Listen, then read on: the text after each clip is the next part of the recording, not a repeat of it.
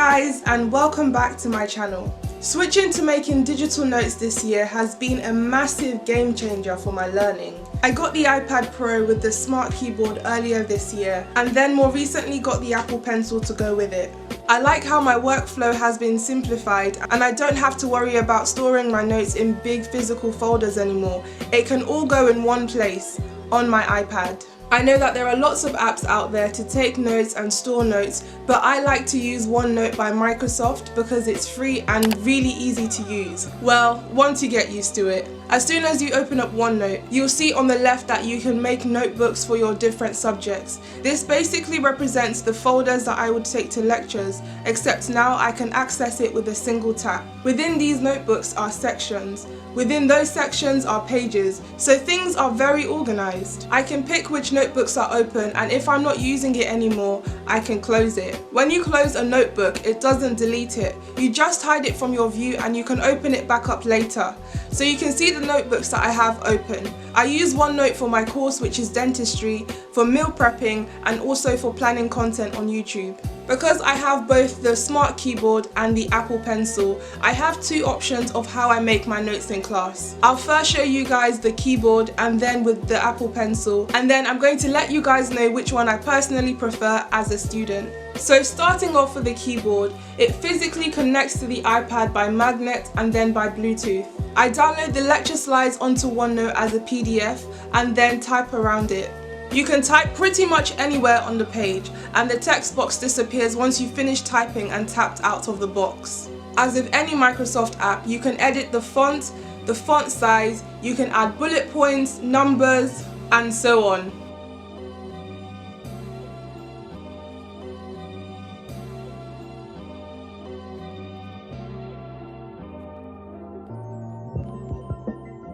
There are also other icons you can add to your page. There's a tick box icon for making to-do lists. There are other tags you can add as well to flag things up as important, or as a question, or as something to remember for later, etc, etc. I also like using the sticky notes section in case there is something I want to remember for a later lecture. So the biggest advantage of the keyboard is that you can have a very portable device to go with your iPad that is great for making notes. You quickly get adapted to using the keyboard, and there are lots of these shortcuts available for when you are typing. In terms of writing essays, I've never used OneNote to write an essay. I usually use Microsoft Word because that's the format that my university accepts, but the keyboard was really useful when my laptop broke a few days before I had an important essay deadline this year. Then I realized that I could log into my Microsoft account on the iPad and finish my essay so I could submit it.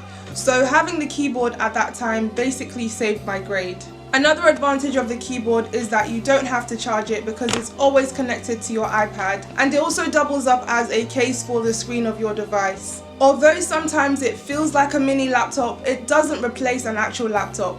So a huge disadvantage for me is simple things like being able to copy and paste can be such a struggle because you have to touch the screen to select it, and it doesn't always select what you want. The smart keyboard is also more expensive than getting an Apple Pencil. Moving on to the Apple Pencil, it also connects through Bluetooth, and it is really an impressive piece of writing tool. It has a battery life of 12 hours. I charge it before I go to lectures and it charges super quick.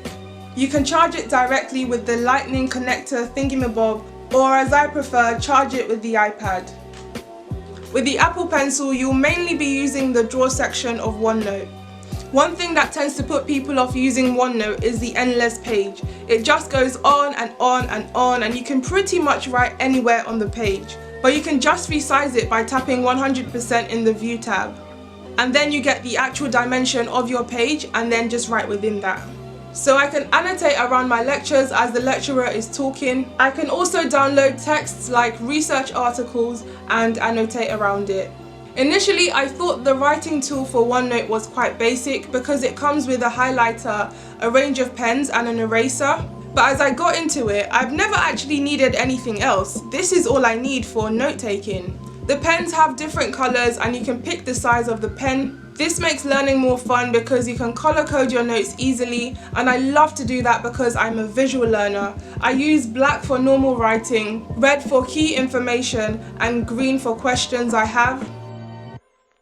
The highlighter is very vibrant, which I like. If you're a student that loves to highlight and you get a bit carried away, you can take a picture of your book or download the ebook and then highlight away.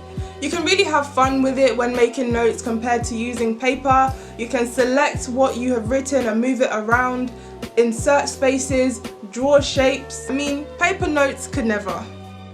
One thing I would have liked to see from Apple with the pencil is for the end to be active just like a normal pencil. So I don't have to switch from the pen icon to the eraser and then back to the pen.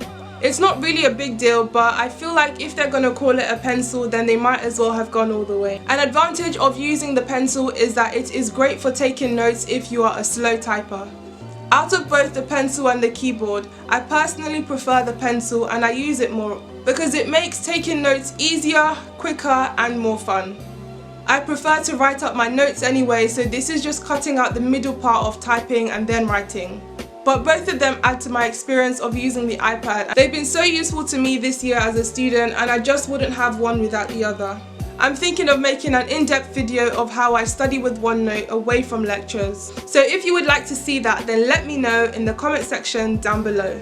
That's it for this video. Thank you guys so much for watching. If you haven't already, hit that subscribe button and I'll see you guys in my next video.